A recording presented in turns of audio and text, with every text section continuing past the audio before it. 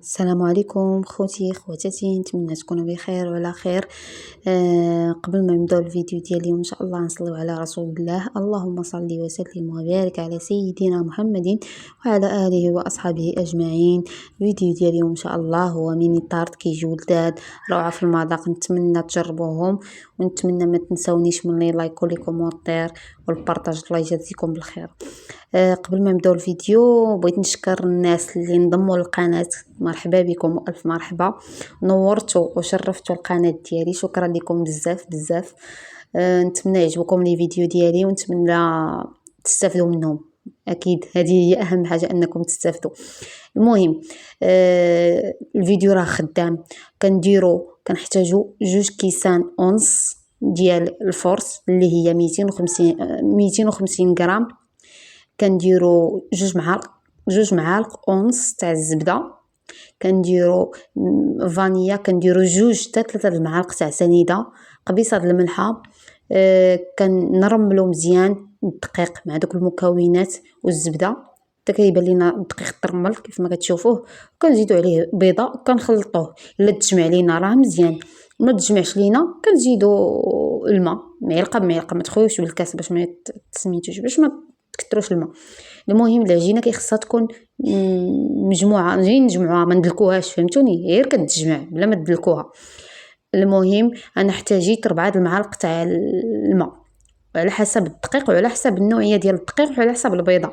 نتوما زعما ما تقولوش لا راه غادي ندير 4 المعالق، تقدروا يخصكم اكثر ولا قل.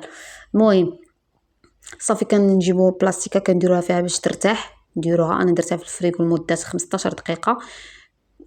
وإلا كنتو ما زربانينش بها وداكشي ديروها في الثلاجه قداش ما درتوها ماشي مشكل، المهم خصها هي ترتاح.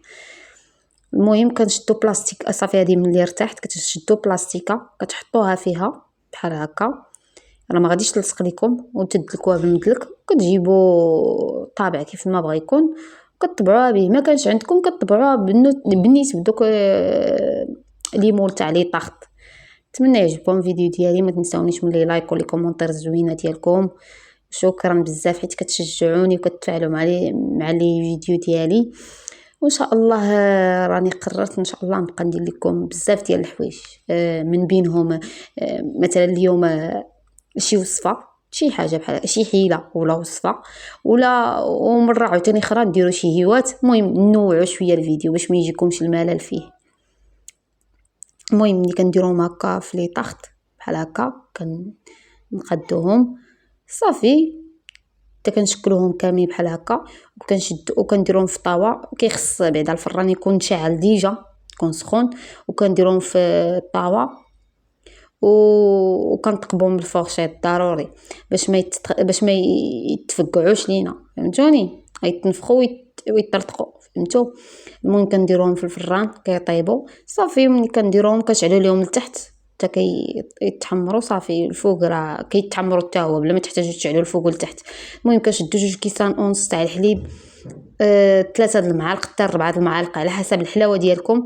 انا درت 3 المعالق تاع السكر سنيده.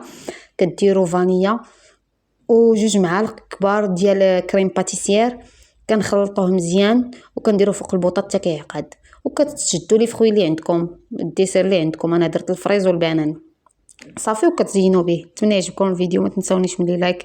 مع السلامه.